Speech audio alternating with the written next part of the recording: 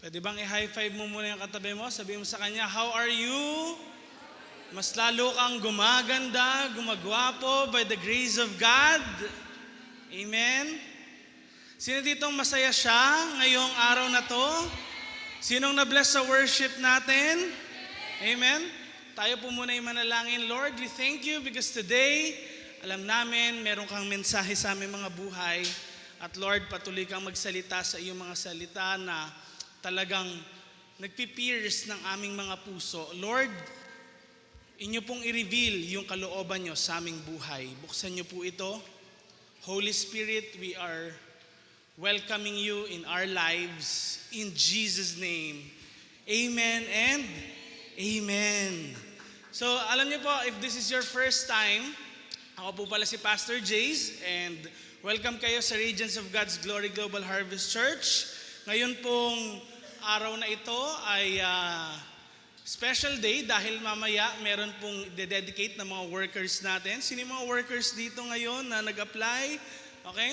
And mamayang hapon po yun with Bishop Ferdy.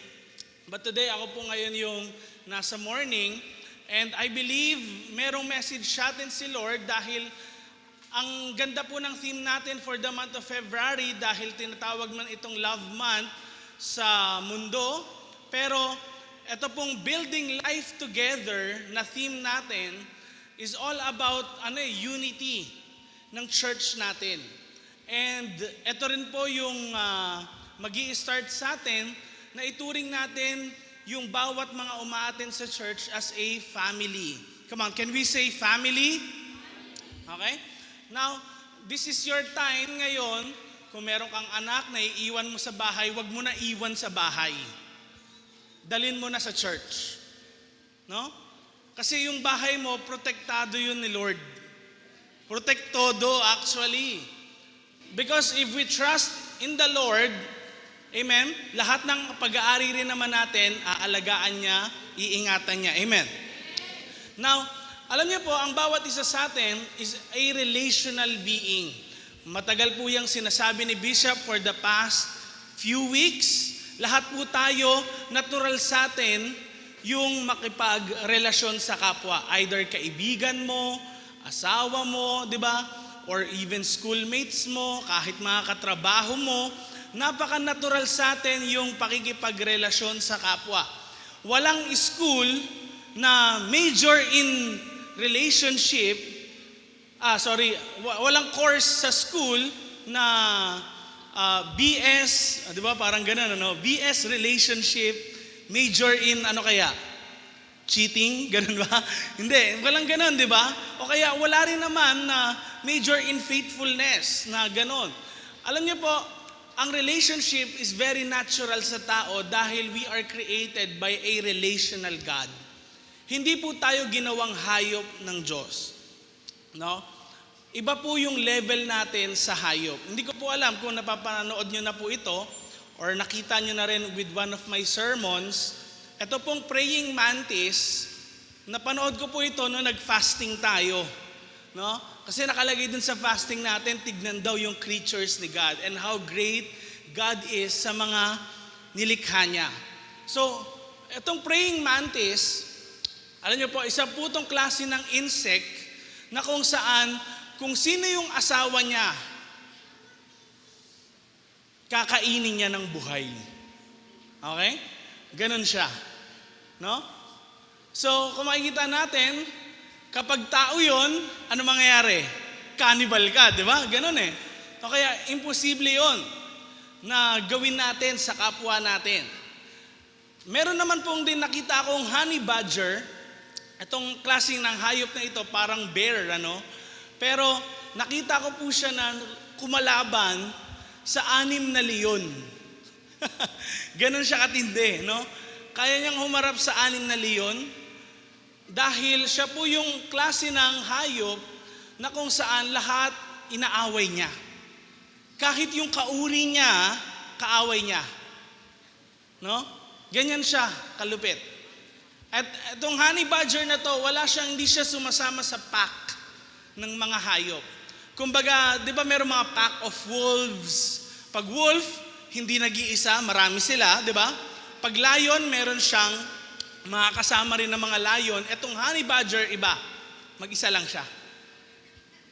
Perhaps tayo, masasabi natin yung iba sa atin dito, katulad ng honey badger, pwedeng yung iba sa atin, gusto lang mapag-isa, di ba? Pero for sure, hindi lahat kaaway mo. Amen? Hindi lahat tayo ganun. Bakit? Kasi hindi tayo nilikha ng Diyos na ganito. And even, yung pinaka-cute, baka may stuffed toy ka pang ganito. Panda. Sino may ganyan sa bahay? No? Pwedeng tayo nakukyutan, pero alam niyo po ba yung panda, kapag to nanganak ng twins, dalawa, kambal, ano? Yung isa po, very natural sa kanila, naiiwan lang nila. In short, hindi nila papakainin, hindi nila ite-take care of, iiwan nila yung isa lang yung aalagaan nila. Sino po dito, dalawa yung anak nyo, no? Yung isa lang yung inalagaan mo, yung isa pinabayaan mo na. May ganun ba? Wala. But for this kind of species, natural lang ito. No? Ang tanong, bakit po hindi tayo ganito? No? Bakit katulad ng mga hayop na ito, example lang ito, 3 lang po sila no, na example ko, pero marami pa yan, bakit po hindi tayo ganito? Because in Genesis chapter 1, verse 26, ang sabi ni God, tapos sinabi ng Diyos, mag-create tayo ng tao na kagaya natin. Again, sabihin nga natin, kagaya natin. In the image of God sa English. Sila ang mamamahala saan daw? Sa mga isda, sa dagat, sa mga ibon sa langit, at sa lahat ng mga hayop sa mundo. Maamo at mabangis, malaki at maliit. So kung makikita natin, ang ibig sabihin talaga ng image of God, hindi kung sino si God, ganun tayo, pero yung pamamahala, yung quality, or kung masasabi natin ngayon, si God, of course, He is higher than any being. Amen? Siya talaga yung pinakamataas. Ganon din tayo, pinagkatiwalaan tayo ng Diyos to be higher than all of creation. Actually nga, kahit si Apostle Paul nagsasabi that we will judge the angels. Hindi po natin sinasamba ang anghel, no? Because we are beings that is higher than them. Amen? Kaya si Satan, napagtagumpayan ng ating Panginoong Diyos na buhay, our God overcomes. Now, through Him, we are more than conquerors. Amen? Kaya ang ating Diyos na buhay, kung babanggitin natin yan, na mag-create tayo ng tao na kagaya natin, ibig sabihin, unique. Sabihin nga natin, unique. May kausap ang Diyos. So marami po nagsasabi, etong phrase na ito na tayo, di ba? Pag ibig sabihin na mag-create tayo ng tao, it speaks of 2 or more. Tama po ba? Now, pagdating sa Bible, makikita po natin na yung Trinity, the Father, the Son, and the Holy Spirit, next slide please, is not just a theological concept, pero ito po yung foundation kung bakit tayo merong relasyon sa isa't isa. Kung bakit napaka-natural sa atin magkaroon ng relasyon. No? Dahil ang Diyos na lumikha sa atin ay Diyos na mapagrelasyon. Of course, buhay, hindi patay. No? Pero ang Diyos natin ay Diyos na mapagrelasyon. And kaya sila merong magandang relasyon sa isa't isa, hindi sila nag-aaway, 3 persons in one being, dahil po, ito yung topic natin, the importance of fellowship. Ang importance ng fellowship. Now, pag sinabi pong fellowship, ito yung pagkakaisa-isa, no, ng bawat individuals. And bilang mga tagasunod ni Christ, sino mga tagasunod ni Christ dito? Taas ang kamay, no? Ang mga tagasunod ni Christ in the Bible, we are called to be disciples. Sabihin nga natin, disciples. Pag sinabing disciple ka, tagasunod ka ni Christ. Ano? Now, what does it mean to be a disciple? Kasi napaka-importante ito bago tayo pumunta sa fellowship. Bakit nga ba kailangan natin makipag-fellowship? Bakit kailangan natin makipag-ugnayan, magkaroon tayo ng magandang relationship sa kapwa natin? Bakit? Kasi mag-start po ito sa pagiging disciple. Sabihin nga natin, disciple. Okay? In Matthew chapter 22, sabi ni Jesus, ibigin mo ang Panginoon mong Diyos ng buong puso mo, buong kaluluwa mo, at buong pag-iisip mo. Ito ang pinakamahalagang utos. So, si Jesus tinanong, ano po ba yung greatest commandment sa Bible? And, of course, sa Bible po, merong 613 laws. Hindi lang po 10 commandments, actually. Yung 10 commandments, yun lang yung nauna. Okay, but after that, marami pang laws na binigay si God. And then next, ngayon tinanong siya ng isang nag-aaral ng law. Tinanong siya, ano yung greatest commandment? Sabi ni Jesus, love the Lord your God. Pero hindi lang basta mahal, pero buong puso mo, buong kaluluwa mo, at buong pag-iisip mo. Now, hindi natapos doon sa loving God yung greatest commandment. Equally, na-great din yung commandment ng verse 39. Ano yun? Ito naman ang pangalawa. Ibigin mo ang iyong kapwa gaya ng pag-ibig mo sa iyong sarili. Sa 10 commandments po, yung first 4 commandments actually pertains to God. Yung next na 6 commandments pertains naman sa ating kapwa. No? A disciple of God, a disciple of Jesus is first and foremost, next slide please, loves God and loves people. Do you love God? Amen? Do you love people? Okay? Yan ang first and foremost disciple ni Jesus. You love God, you love people. Ang tanong ko sa inyo, anong mahirap gawin sa dalawa? Alam niyo po, sa panahon ngayon, hindi na natin alam. For most of us, parang feeling natin, love natin si God, pero tanungin mo, ilang beses ka mag-church sa loob ng isang buwan? Pwedeng once a month lang siya umaattend. Or once a month lang siya, once in a blue moon lang nagbubukas ng Bible. No? Try mong gawin yan sa asawa mo. Baka maghiwalay na kayo after ng ganon. No? Diba? Meron ng iba, 1 year lang, isang beses lang sa isang taon umattend. Tanungin nyo kung kailan. Pag may kainan. Ganun madalas. Pero ang tanong, bakit nga kaya ganun? Ba't nangyayari yung ganung bagay? Because really, most of us, we do not love God. And ganun din naman, perhaps ayaw natin maging kabilang sa God's people. Ayaw natin maging kabilang sa mga tao, ayaw natin makiisa sa kanila. But kung ganun tayo, then of course hindi tayo disciple. Because a disciple of Jesus is again, loves God, loves people. Again, sabihin natin, love God, love people. Yun yung mismong gusto ni Jesus na gawin ng lahat ng sumusunod sa Kanya. Pero hindi po natatapos dun. Pastor, I love God, okay, and I love people. Maatin ako, nag-share ako ng gospel, nagbibigay ako ng pagkain sa mahihirap, okay na ako. Diba, pwedeng ganun tayo, disciple na ako. But actually, it does not end there. Hindi natatapos doon yung pagiging disciple. Hindi porket you love God and you love people, you are a disciple. Tingnan natin, may utos pa si Jesus. In Matthew 28, verse 19 to 20. Tignan niyo po. Anong sabi? Kaya sige, lumakad kayo at gawin ninyong disciples ko ang mga tao sa lahat ng mga bansa. I-baptize niyo sila sa pangalan ng Ama, ng Anak at ng Holy Spirit. Turuan niyo silang sundin lahat ng inutos ko sa inyo.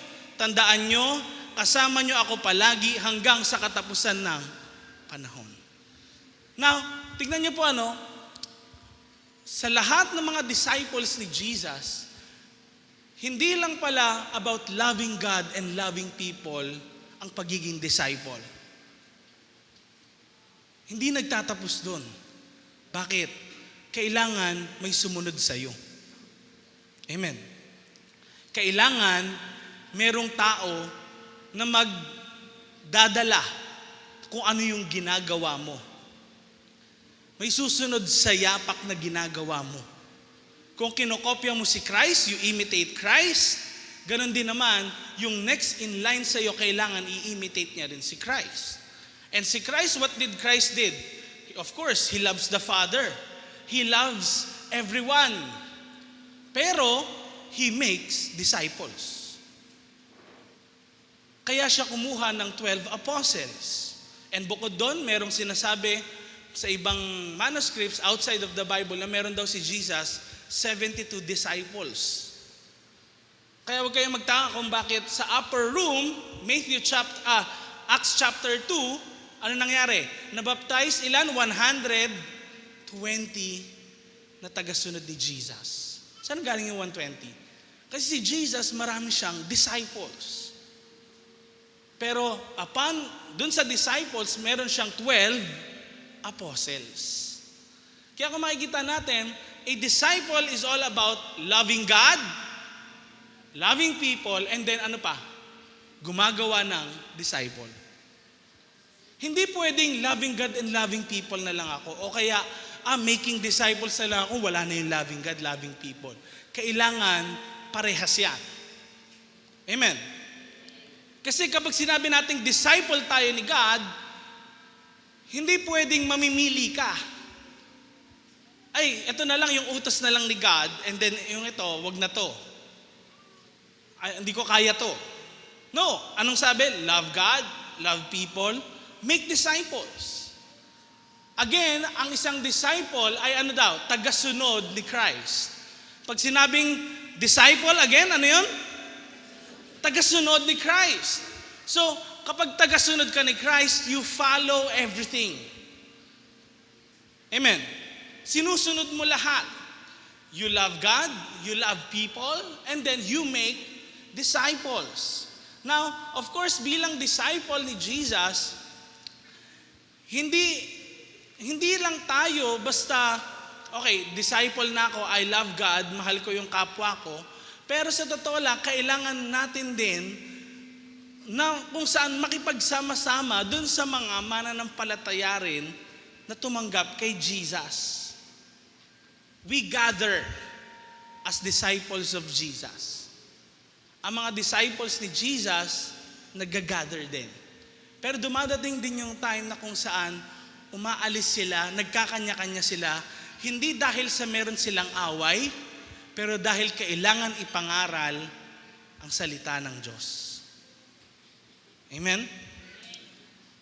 In Hebrews chapter 10, verse 24 to 25, sinabihan po yung mga Hebrews na nagkalat sa ancient world, sa Middle East and Europe, sabi, sikapin din natin gisingin ang damdamin ng bawat isa sa pagmamahal sa kapwa at paggawa ng mabuti. Again, pagmamahal sa kapwa. A disciple loves God, loves people, and makes disciples. Verse 25, huwag nating kaliligtaan, ang pagdalo sa ating mga pagtitipon, gaya ng nakasanayan ng iba. Now, sino yung mga kilala mo na hindi mo nakikita tuwing morning?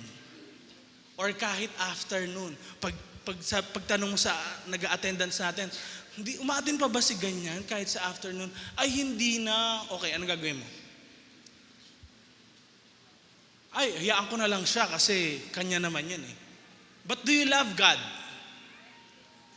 If you love God, you will love people. Magiging concerned ka sa Kanya. Baka pwede mong tawagan, pwede mong kamustahin. Ay, trabaho naman ni leader niya. No, lahat tayo accountable sa isa't isa. Bakit? We are God's family. Amen. We are God's family.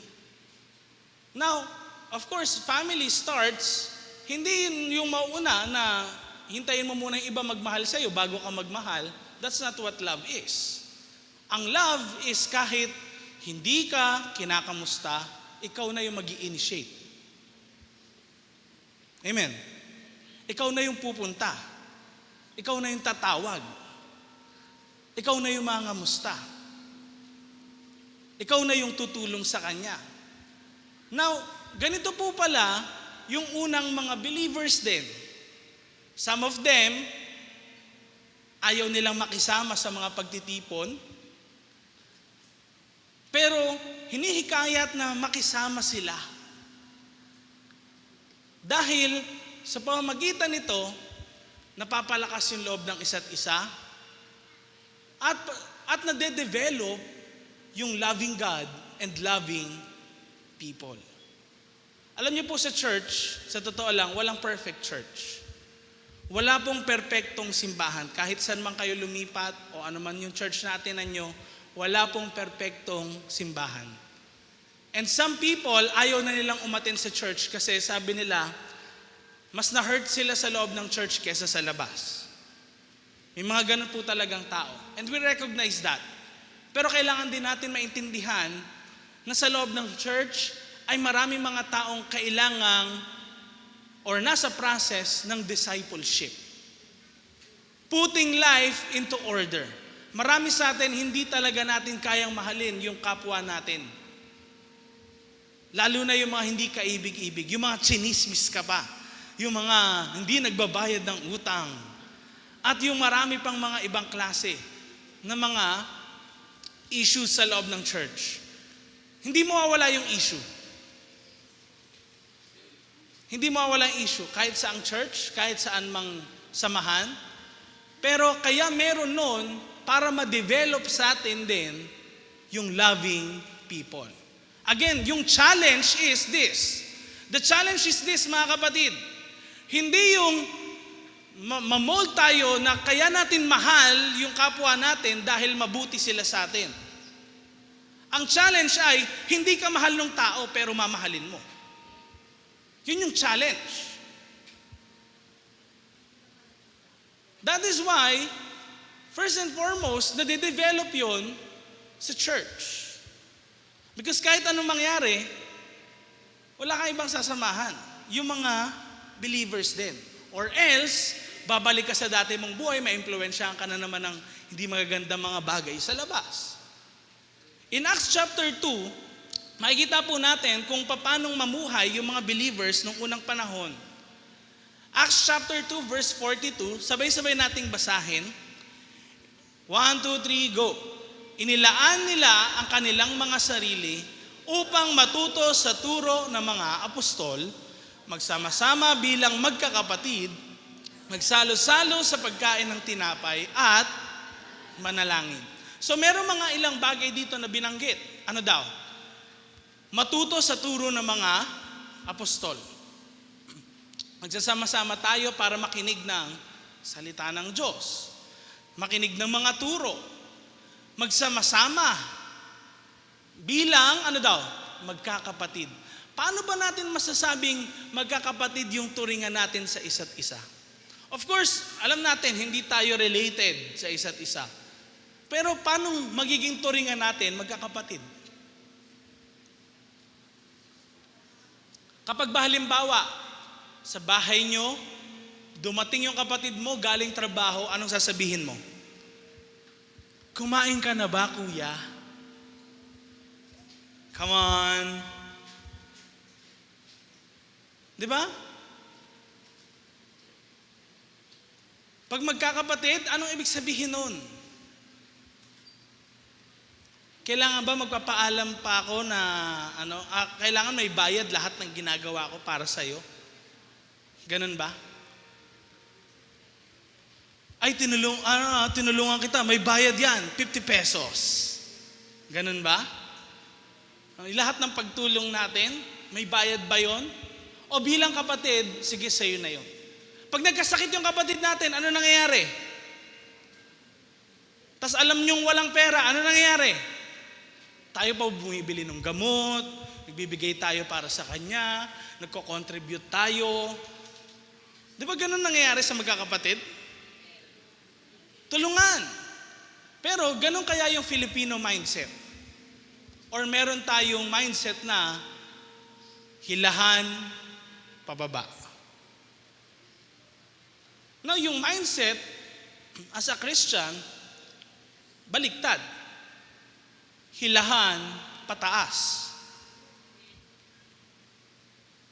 That is why, kung titignan natin ngayon, nagsasalo-salo sila sa pagkain ng tinapay. Kapag halimbawa, ang kapatid mo nagutom, may pagkain ba tayo dyan? O ito, meron tinapay, bayaran mo na lang. Ganun ba tayo? Bayaran mo na lang. Ito, nandito. O sige, palamanan mo naman. O ito, nilagay mo na sa oven. Okay, may bayad yan ha. Serbisyo ko sa iyo yan, kaya may bayad. Bayaran mo na lang ako sa ginawa ko sa iyo. Ganun ba? Of course not. At ano pang ginawa ng mga early church? Nanalangin sila ng sama-sama. Ito yung kinakaligtaan natin madalas. Pwedeng naisip na lang natin, kanya-kanya na lang tayo na panalangin. Pero kailangan din yung panalangin ng sama-sama. Dahil kapag nakikita ng Diyos na nagkakaisa ang kanyang mga anak, of course, nandoon siya sa kanilang kalagitnaan. Jesus said, if 2 to 3 people gathered in my name, ano daw? There I am. There I am. One assurance na si Jesus kasama natin kapag tayo nananalangin, pagkasama natin yung katabi natin, yung mga mananampalataya. Amen. Verse 43. Dahil sa maraming himala at kababalaghang ginawa sa pamamagitan ng mga apostol sa Jerusalem, naghari sa lahat ang takot. Nagsama-sama ang lahat ng sumasampalataya at ang kanilang mga ari-arian ay tinuring na para sa lahat. Verse 45, ipinagbili nila ang kanilang mga ari-arian at napagbilhan ay ipinamahagi sa bawat isa ayon sa kanyang pangangailangan. Verse 46, sabay-sabay po nating basahin. Araw-araw sila'y nagkakatipon sa templo at nagpipira-piraso ng mga tinapay sa kanilang mga tahanan na masaya at may malinis na kalooban. Alam niyo po, yung nakalagay na araw-araw, yung kung 3,000 po yung believers nung unang panahon. Ito kung 3,000 po yung believers na born again sa preaching ni Peter, gaano ba kalaki yung templo nung unang panahon? Isipin natin yun. May Coliseum na ba noon? Wala pa, sa Jerusalem. Gaano ba kalaki yung temple noon? Ilang tao yung kasya doon? For sure, yung 3,000, baka mga binasang isda na yun doon yung amoy, di ba? Talagang, sikip na talaga. And hindi kasya yung 3,000. Kahit pagpatungin pa sila. Now, of course, every other day, or meron ding mga tao na nagkakaroon ngayon ng pagsasama-sama. May mga magkakasama, pupunta ng temple, ganitong oras, then next na oras, sila naman next, ito naman next. Of course. Then Tuesday naman yung iba, ito naman, ganyan. No? Sunod-sunod.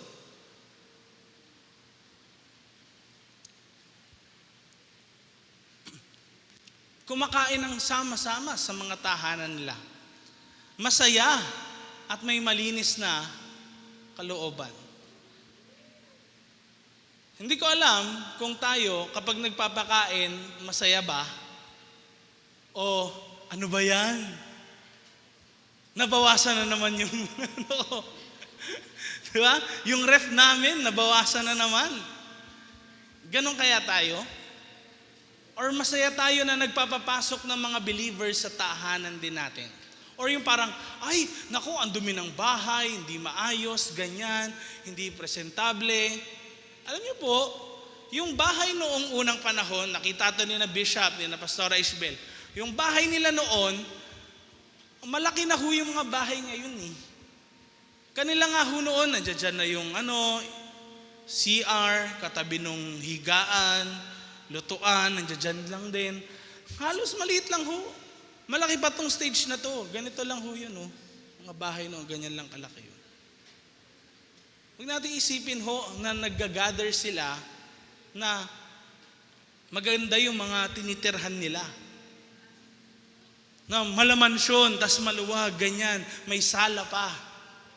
Huwag natin isipin na ganon ang early church. Na malambot ang inuupuan nila. Di ba? Naka-sofa pa, naka-TV pa. Hindi ho. Yung mga bagay na yun, it really does not matter kung nandoon ka, kasama mo yung mga taong mahal mo. Amen. Basta, ito ba, ito, tingnan nyo, no? Kasama mo pamilya mo, buo kayo, mga anak mo, etc., kapatid mo. Okay, nasa isa kayong tahanan. Tapos, hindi maganda yung kalidad nung pinupuntahan nyo or nung area nyo. Sa iba ay, ayoko na silang makita kasi hindi maganda yung place namin. Ganun ba? Of course not, di ba? Ang mga early church, masaya sila basta kasama nila ang isa't isa. Ang tanong, masaya ka ba kapag kasama mo yung mga believers? Or yun pa yung time na kung saan bugnot na bugnot ka. Inis na inis ka. O yun pa yung mga nagpapasakit ng ulo mo. Ano? Verse 47, sabay-sabay nating basahin. Nagpupuri sila sa Diyos at kinalulugdan sila ng lahat ng tao. At bawat araw ay dinaragdag sa kanila ng Panginoon ang mga inililigtas. Tingnan nyo, no? Araw-araw dinadagdag sa kanila ni Lord.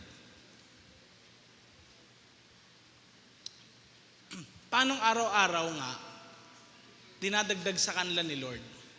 Kung it's all about just loving God and loving people at walang making disciples. Paano pag namatay na yung mga next disciples? Ano nang mangyayari sa susunod na generation? Darating ang panahon, lahat tayo tatanda. Amen. Pero paano nga yung next generation? Kausap ko po yung mga church members natin sa UK, sina Ate Joanne Crisolo. Tinanong ko po sila, sabi ko, kamusta po dyan? Totoo ba po talaga yung mga church ngayon sa Europe, konti na lang yung tao o wala nang umaattend? Tapos ngayon daw po ginawang kantin yung loob ng church. Yung mga ganun ho ngayon. Ginawang na lang tourist attraction yung church.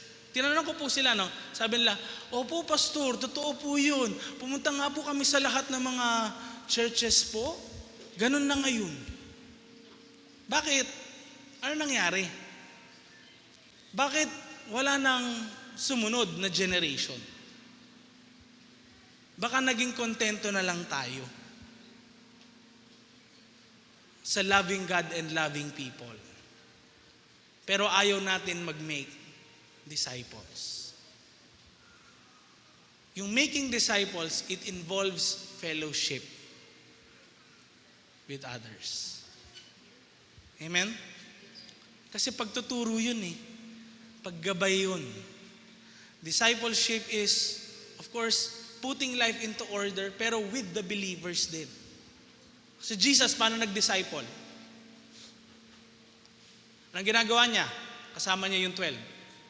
Tama? Okay. Kung ang pagdi-disciple is sige, wag nyo na ako kasama, once a week na lang tayo, do you think that is discipleship? No. But discipleship is being with them. Nakikishare ka ng buhay mo sa kanila. And for us, napakahirap nun. Na i-share mo yung part ng buhay mo, may pamilya ka na eh. May anak ka na. Bakit ka pa mag-share ng part ng buhay mo? But actually, it proves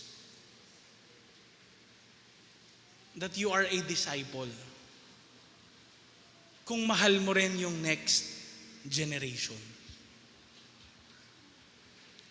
Now, meron pong tatlong klase ng church.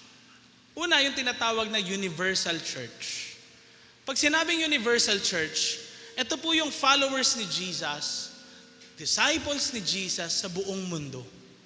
Nasa Amerika man sila, nasa Dubai, nandoon man sila sa UK, sa Canada, sa iba't ibang parte ng mundo, pag tinawag na universal church, kabuuan sa buong mundo.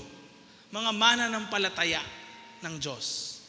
At next yung tinatawag naman na city church. Sabihin nga natin, city church.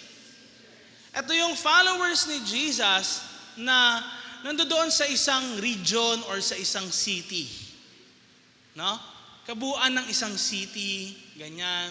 Sabihin natin, Sampaloc, Manila, or Metro Manila, yan, isang region, di ba? Ganon.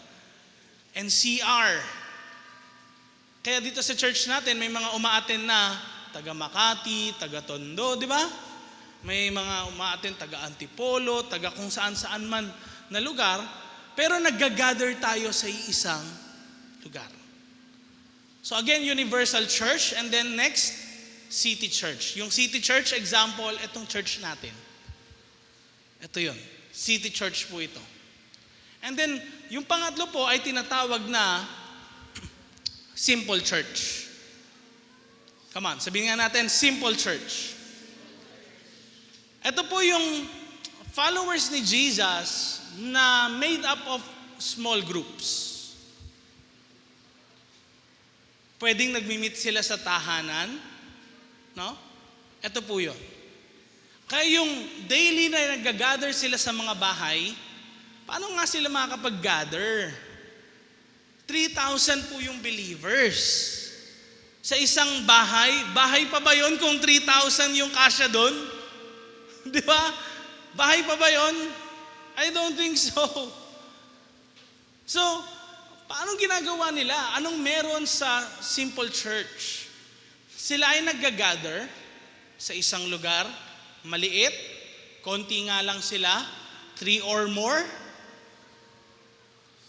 Pero iisa lang din kung ano yung quality ng universal church, city church at simple church, pare-parehas lang ho sila. They love God, they love people, at they make disciples. Isa lang. Ang nag-iba lang, yung lugar. No? At yung dami ng tao. Yun lang yung nag-iba. Pero, ito yung klase ng church na kailangan part tayo lahat. Part ka ng universal church, part ka ng city church, at part ka ng simple church. Bakit?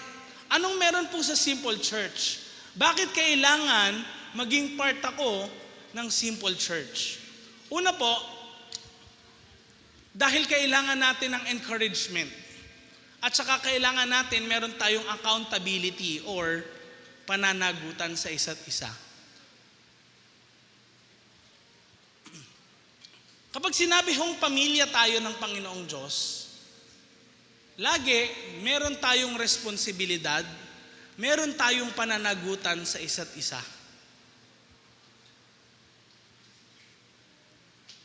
Sa Hebrews chapter 10, sa binasa natin kanina, verse 25, huwag nating kaliligtaan ang pagdalos sa ating mga pagtitipon, gaya ng nakasanayan ng iba. Anong nadudulot ng pagtitipon? Yung naka-bold letters, sa halip, palakasin natin ang loob ng isa't isa. Actually, mga kapatid, hindi mo lang alam, baka yung katabi mo, na-encourage sa'yo sa pagdalo mo. Ay, si nanay ang tanda na, pero umaatin pa rin ang aga-aga. Ay, si ate, alam ko busy siya, meron siyang mga problema, may mga ginagawa siya. Ay, si businessman to busy to Ay, manager to Ay, maraming assignment to exam week ngayon Bakit hindi dito siya?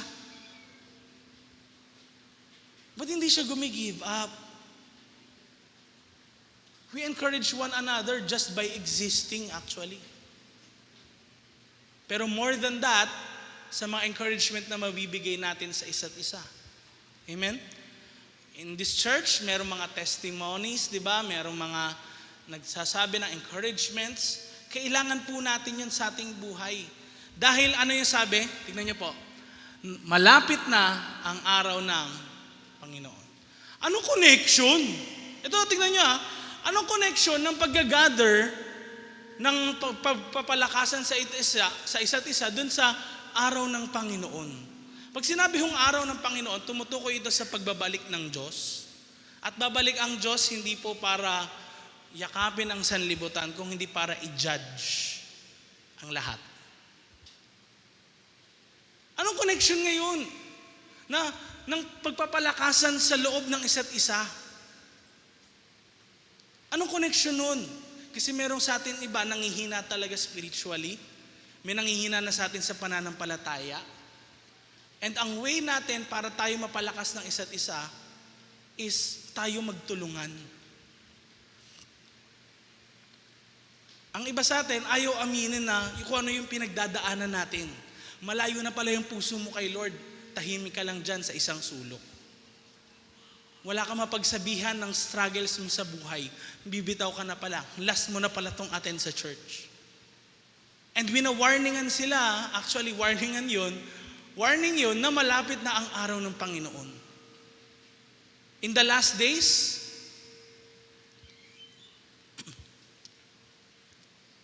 the Bible says na masasama ang mundo. Sa panahon ho natin, sumasama ba ang mundo? O bumubuti? Tingnan na lang natin yung ugali ng mga tao sa paligid natin.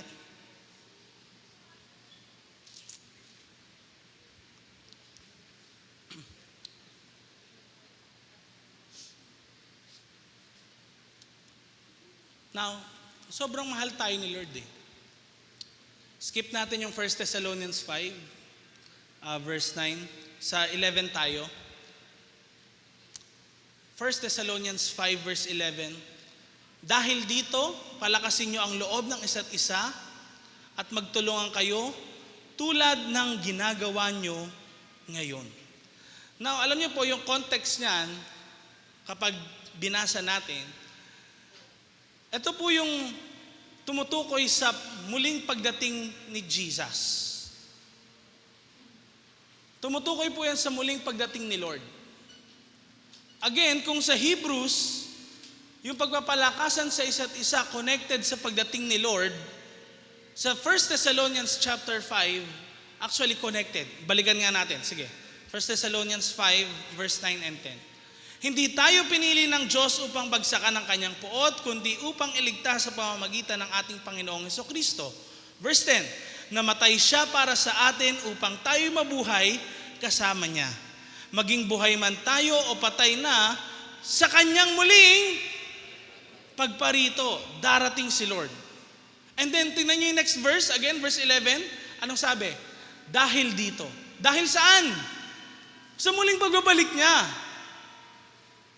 Kasi kailangan, hindi pwedeng nanghihina ka. Hindi pwedeng mahina yung faith mo. Pagdating ni Lord, it will be a surprise. Dito na ako. Ready ka na ba? Hindi ka pa ready. Busy ka na ba?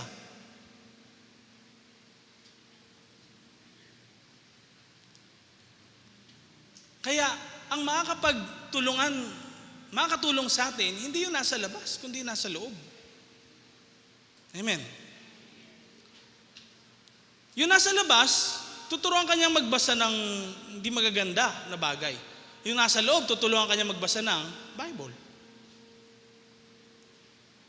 Yung nasa labas, yun yung mag-encourage siya yung gumawa ng di magaganda. Yung nasa loob, mag-encourage siya yung na sundin yung kalooban ng Diyos. Amen. Hindi ko po alam kung kilala niyo to, si Ted Haggard. Siya po ay pastor ng New Life Church sa Colorado, USA. Actually, sa Colorado po, USA, yun yung part ng USA for nung 20th century, around 1957 hanggang 1980s, na talagang, yun yung panahon na kahit mag-plant ka ng church, nalulusaw, yung nawawala, ganun, Wala talaga makatagal na mag-plant ng church doon sa lugar ng Colorado, USA. However, 2006, nag-boom po talaga yung yung church nila. Umabot sa 15,000 na mga tao. Kaya nakikita niyo yung tent na yan, 15,000 na tao yung kaya niyang ilaman. No? At ang pastor nila ay sino? Ted Haggard. No? Now, hindi po ito para i-shame si Ted Haggard kasi ngayon nakakabangon na po siya by God's grace. But the thing is, alam niya na ngayon at sinasabi niya rin yung importance ng accountability. Alam niyo ho, bilang mga pastor din, kung akala niyo po na parang ang pastor malakas sa temptation, hindi ho. Walang ganun. Dahil tayo lahat, tao tayo. Kahit pag gaano katagal kay Lord, walang malakas sa temptation. Walang ganun. Si Jesus lang malakas. Tayo hindi. One time, may ginugupitan ng buhok, si Mike Jones, no? Isa po itong male prostitute. Ginugupitan siya ng buhok. Then, yung nagugupit ng buhok, dahil nga marami nang sumusunod sa church na yan, sa New Life Church, nagpipreach si Ted Haggard dun sa TV. Sa barbershop ha. Tapos, who's that? Sabi nung ginugupitan na si Mike Jones. Sabi niya, do you know him? Sabi nung barbero, di niyo ba kilala? Si Ted Haggard yan. Yan yung pastor ng namin, church, ganyan. Sabi ni Mike Jones, no, that's not Ted Haggard. Sabi niya ganon. That's Alice. Pansin niyo na ngayon? That's Alice. Actually, kasama ko siya kagabi. So kung mapapansin niyo ngayon, what happens? Nag-come up po yung Mike Jones na to. In-expose niya yung si Ted Haggard. Actually, yung relationship nila lasted for 3 years. Imagine niyo, for 3 years. May pamilya na po yun si Ted Haggard at may mga anak. Now, bakit may ganon? Sabi ni Ted Haggard, wala kasi akong accountability na group. Mapagsasabihan ko ng weaknesses ko, struggles ko, dahil bakit? Baka ma-judge ako. Kasi ganun tayo sa church eh. Kaya rin natin ayaw mag-open kasi baka ma-judge ako. Kasi baka mamaya masumbong ako. Pero on the first place, kailangan bago pa mangyari yon, inopen mo na kung ano yung struggles mo para maagapan. Amen? We need that group. Kahit din tayo nasa church, hindi tayo pastor, kahit member tayo, we need that group. Baka sa pamilya mo, kailangan mo yun. Sa kanya meron siyang di magandang past. Nung elementary siya, na-abuse siya. Kaya ganun. So, tayo may mga di magagandang past eh. Pero ang tanong, are you willing ba na tapatan yun, yung hindi magagandang nangyari sa buhay mo, para sa ganun hindi ka bumagsak sa kasalanan? Alam niyo po what happened sa church na hinahawakan niya? Pinatalsik po siya ng church na tinayo niya. Siya nag-start pero tinakwil siya ng church. Ngayon, iba na pong pastor from Gateway yung nag-ano sa kanya, nagpa-pastor ngayon sa New Life Church. Then, from 15,000, naubos yung members. Up to 3,000 na lang. So just imagine, yung mga weaknesses din natin, or even yung inner, sabihin na natin, kala kasi natin pag Kristiyano, di ba? Wala nang demonyo. Actually, tayo pa ho yung kailangan ng deliverance. Kung isipin niyo po na probably di natin kailangan ng deliverance, in the Bible, yung deliverance na word, ginamit po sa Israelites pag alis nila sa Egypt. Ang tanong, kung ang mga anak ng Diyos hindi pwede hong magawa ng kaaway na dyablo, bakit ho yung mga Israelites, sila yung tinatawag na sons of God? Come on. Because we need accountability. We need each other. Amen?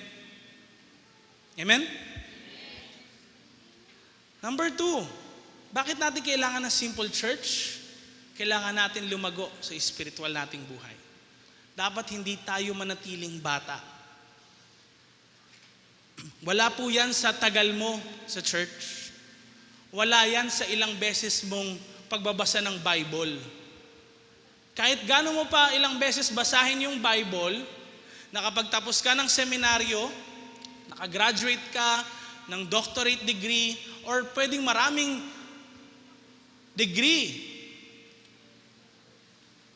Yung nakuha mo, doon ba talaga nakukuha yun? Ang paglago? 1 Peter chapter 2. Paano nga tayo lalago sa espiritual? Anong sabi ni Peter? Kaya nga talikuran na ninyo ang lahat ng kasamaan. One thing na makikita mo kung ikaw ay lumalago pag tinalikuran mo lahat ng kasamaan. Ano yung kasamaan na yun? Lahat ng pandaraya. Di natin alam ho, baka nadadaya natin yung mga tao sa paligid natin, unknowingly. Example, hindi po ako nandadaya, pero tignan mo, ano yung pinoportray mong imahe sa social media? Di ba? Marami sa atin ganun. Para makapagpa-impress ng friends. Paano ka rin nandaraya?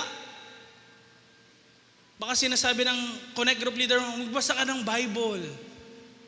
Then nabasa mo yung isang verse sa Bible sa Facebook. Tapos sinabi mo na, yes leader, nagawa ko na po, nakapagbasa na ako ng Bible. Pero isang verse lang yun, nasa Facebook. Hindi ho ganun. No?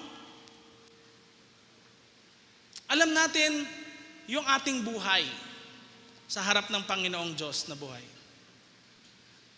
Meron ka bang pagkukunwari?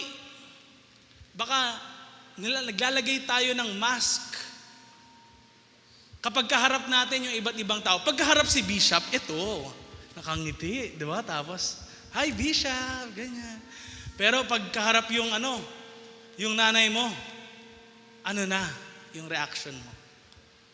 Pagkaharap mo yung Connect Group Leader mo, ikaw pa rin ba yun? O nagkukunwari ka na lang? Meron pa ba ditong naiinggit?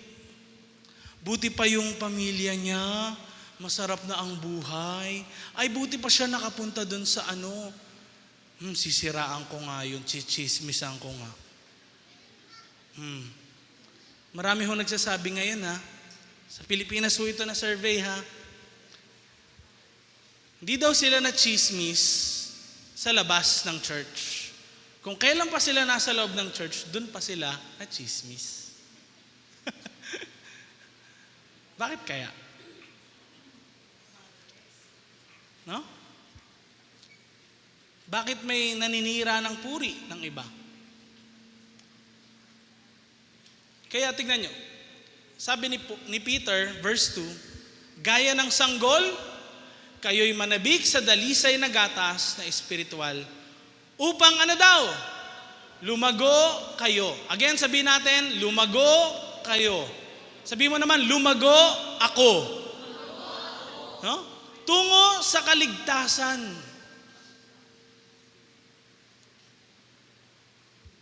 Sapagkat naranasan na ninyo ang kabutihan ng Panginoon. Point number 3, pagkakaisa at komunidad.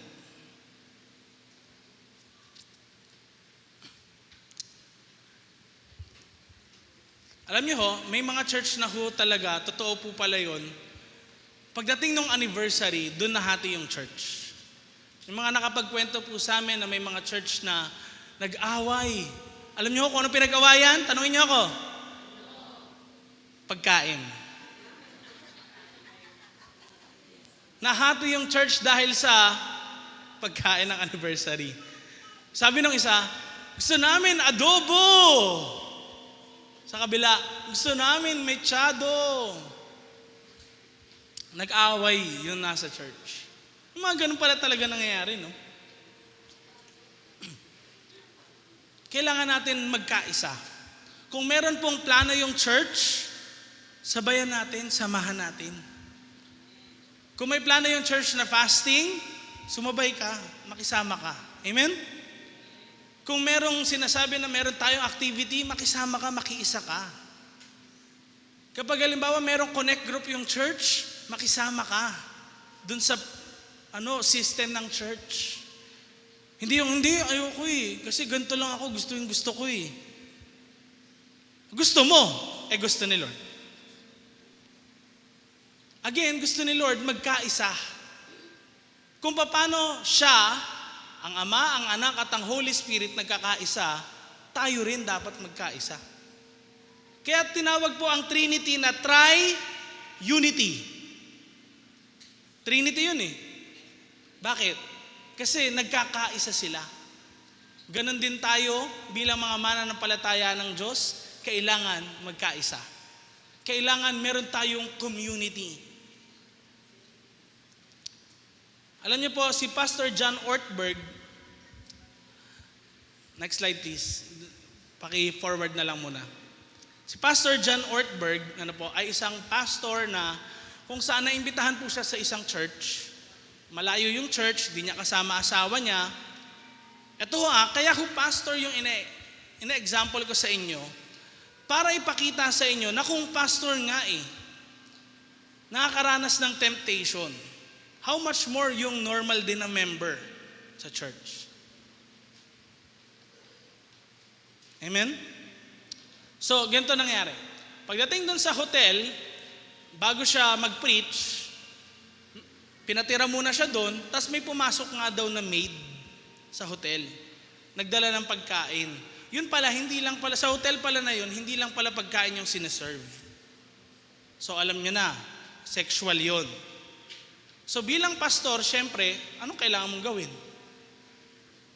Of course, you need prayer.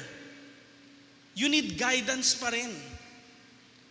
Again, walang malakas sa harap ng temptation. So what happened sabi niya, tinawagan niya ngayon yung kasamahan niya rin na pastor. Sabi niya, kailangan ko ng prayer. Kasi nasa kalagitnaan ako ng temptation ngayon. Tayo hindi na natin naiisip siguro yun pag nasa kalagitnaan tayo ng temptation. Bakit? Hindi kasi natin pinagkakatiwalaan yung kasama natin sa simple church. Yun yung truth. Wala tayong tiwala sa kanila, tapos kaya rin natin ayaw mag-share kasi baka i-chismis tayo. Ganun tayo Pero, yun ba yung fear natin? O ang fear natin, Yung fear natin kasi parang greater dun sa more on sa machismis ka, maano ka, kaysa sa matakot ka kay Lord na nakagawa ka ng kasalanan. Ano bang mas higit dun? Come on. Yung hindi maging maganda tingin sa'yo ng tao, di magandang tingin sa'yo ni Lord. Now, etong pastor na to ngayon, napagtagumpayan niya yung temptation by God's grace. Dahil din meron mga taong nanalangin sa kanya. And we need that sa panahon natin. Amen? Kaya walang taong malakas sa harap ng temptation. We need Jesus at yung company ng isa't isa. Amen? Ephesians chapter 4, verse 3, sikapin ninyong mapanatili ang pagkakaisa mula sa Espiritu sa pamamagitan ng kapayapaang nagbubuklod sa inyo. Paano mo mapapakita na nakikipag-isa ka? Di ba? Paano mo mapapakita yun? Connected kayo. Alam nyo nangyayari sa isa't isa sa buhay nyo. Hindi yung, ay, wala akong pakialam sa buhay niya. Kasi yun ang unity.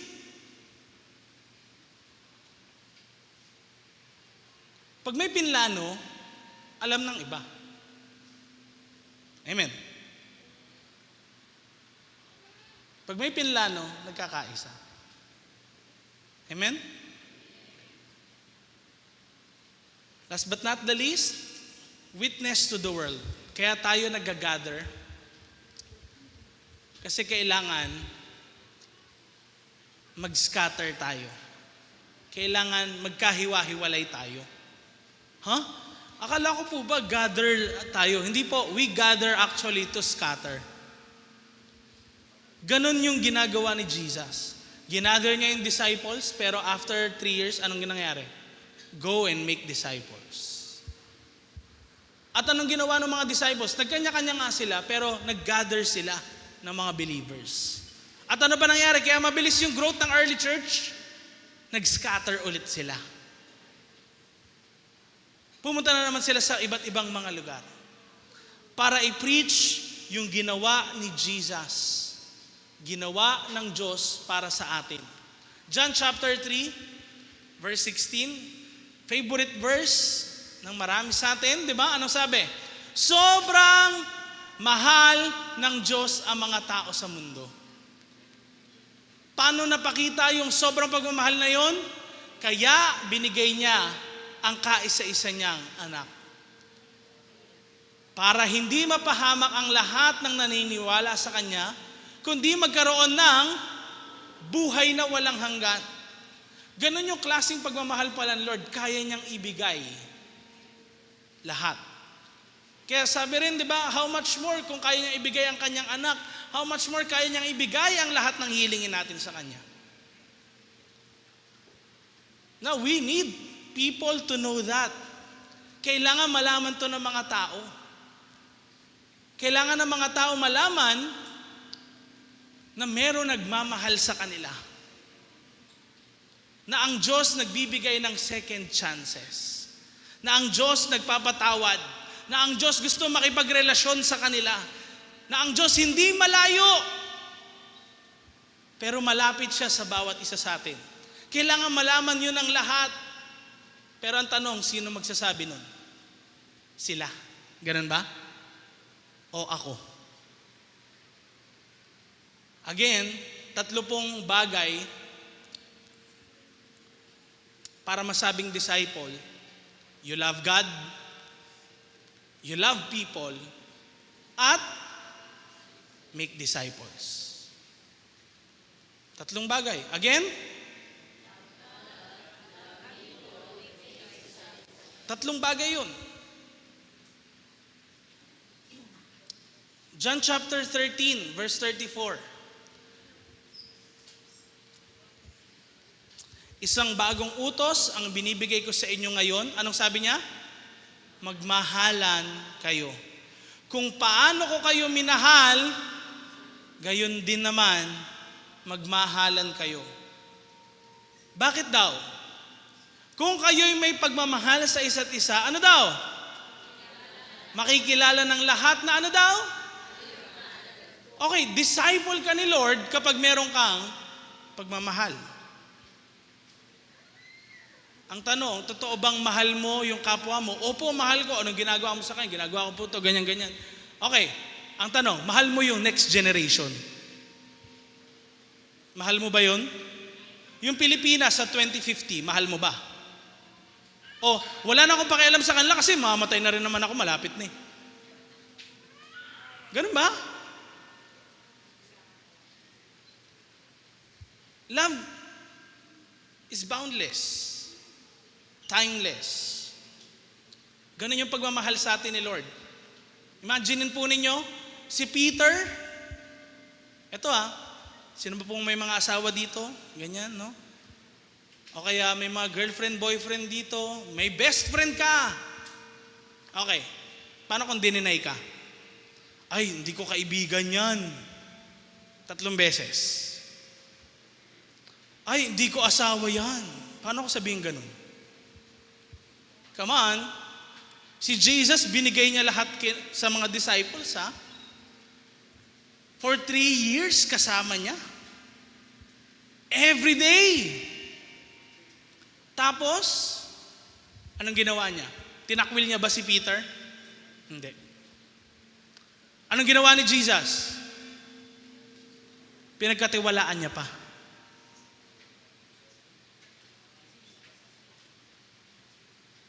Kaya kung makikita natin, ganun na klaseng pagmamahal, yung dapat pala natin ibigay sa mga tao.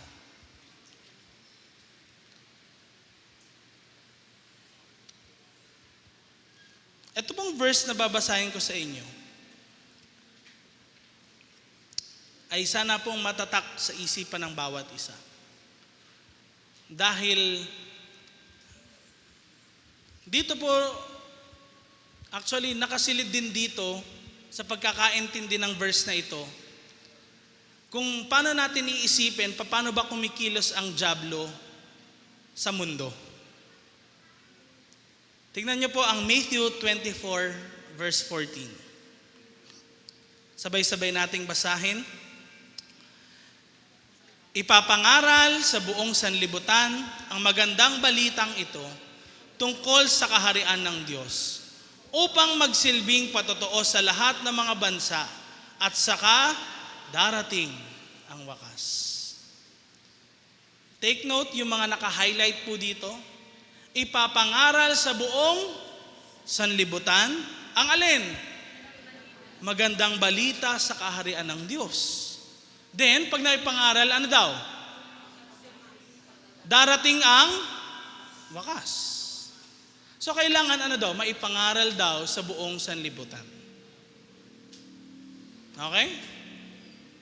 Now, alam natin, si Satanas po, hindi siya kapantay ng Diyos. No? Si Satanas po ay hindi Diyos. Actually, hindi nga siya matuturing talagang enemy ni God kasi hindi naman sila magkaano talaga. Talo na si Satan eh. 'Di ba?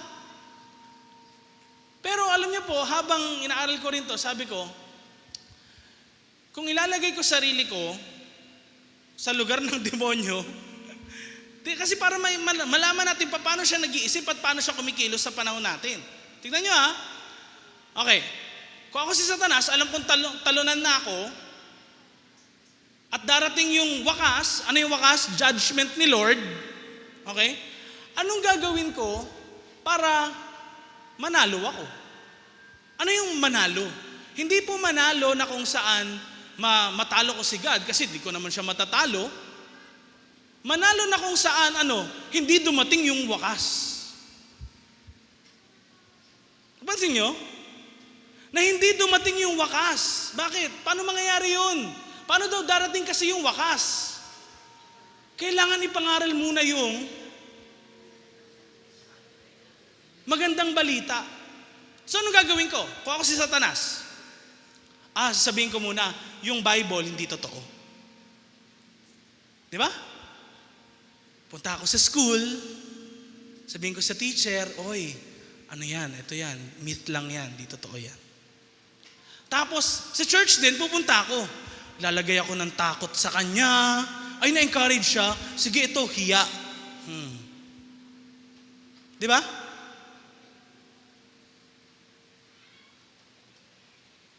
Tapos pag may nag-post sa Facebook, preaching, okay, lagyan natin ng mga di magagandang comment para ano? Para hindi na sila mag-preach. Para hindi maabot. Para ganun, ang tagal-tagal na, 2,000 years ago na, nang si Jesus nagsabi ng muling babalik. Asa na siya? Have you ever wondered why?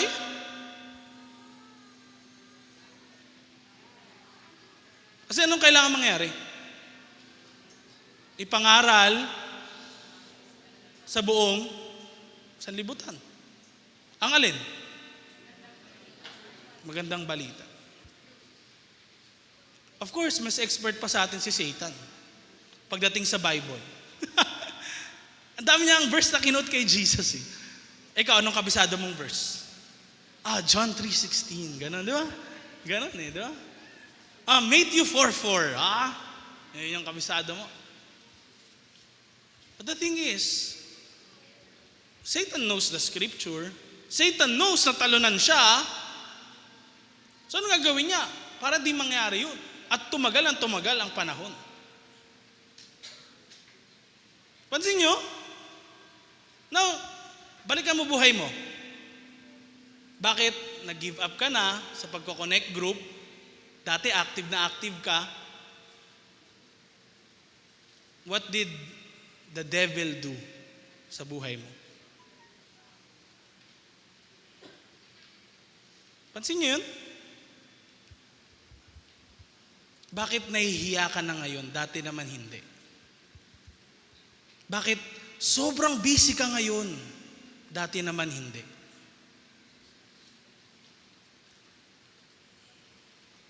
Dati gustong-gusto mo yung mga ganyan, sharing. Ngayon hindi. Bakit kaya? What changed? No?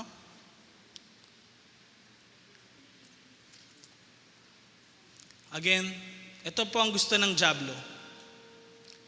Hindi maipangaral ang salita ng Diyos sa buong sanlibutan. No, huwag magkaroon ng disciple.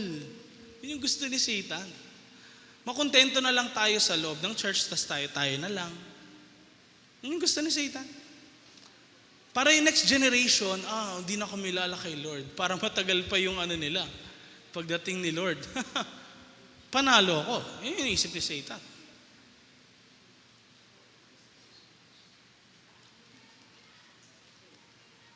Kaya kailangan ho natin ang isa't isa. Para mapalakas ang loob natin. Amen? Matthew 28 again, verse 19 to 20. Tayo tayong lahat, dito na po tayo magtatapos. Pwede po bang basahin natin to ng buong puso? May malakas na tinig? At may conviction sa puso natin. Sabay-sabay nating basahin. 1, 2, 3, go. Kaya sige, lumakad kayo at gawin ninyong disciples ko ang mga tao sa lahat ng mga bansa. Ibaptize nyo sila sa pangalan ng Ama, ng Anak at ng Holy Spirit. Turuan nyo silang sundin ang lahat ng inutos ko sa inyo. Tandaan nyo, kasama nyo ako palagi hanggang sa katapusan ng panahon. Alam niyo po, may promise dito si God. Kung feeling natin din talaga na tayo nag-iisa or parang di natin siya maramdaman sa buhay natin, ang promise niya, if we go and make disciples, kasama niya tayo. Kasama natin siya. Amen? Sa ating buhay. Tayo manalangin. Yuko po natin ang ating mga ulo at pikit natin ang ating mga mata. Now, itong pong time na ito, let's take this time ngayon para mag-reflect ng salita ng Diyos sa ating mga buhay. Bakit ka nga ba nahihiya? Bakit ka natatakot mag-share? Bakit din dumating sa panahon na ayaw mo na gawin yung dati mong ginagawa para kay Lord? Ano nangyari sa buhay mo? Pwedeng marami kang reasons here and there.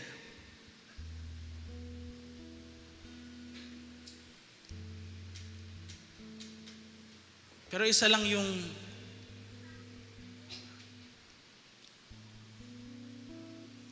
gustong mangyari ni Jesus. Sundin natin siya. Mahalin natin ang Diyos, ang kapwa, at gumawa ng disciples.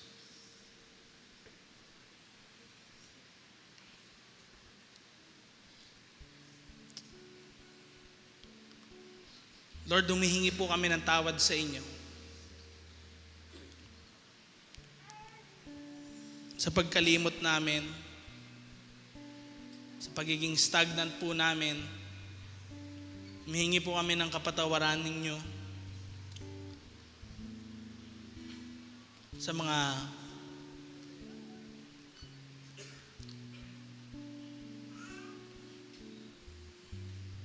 pag-give up po namin, Lord, at kawalang tiwala namin sa inyo. Lord, I pray as a part of Regions of God's Glory Global Harvest Church, siladan nyo ang bawat isa ng burden, siladan nyo ang bawat isa ng desire na i-preach ang gospel, mag-disciple,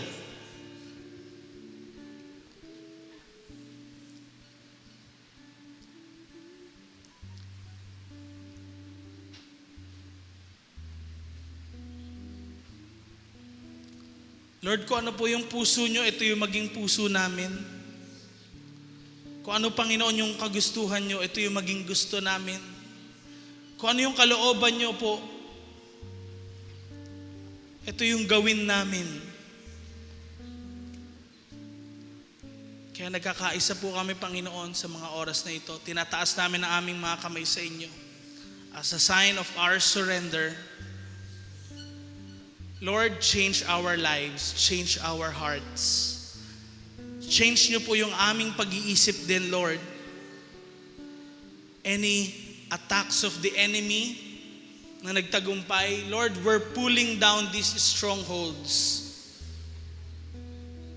Come on, sa mga oras na ito naman, kapatid, lahat ng negative thinking mo, sabihin mo, binabagsak ko ito sa pangalan ng Panginoong Jesus.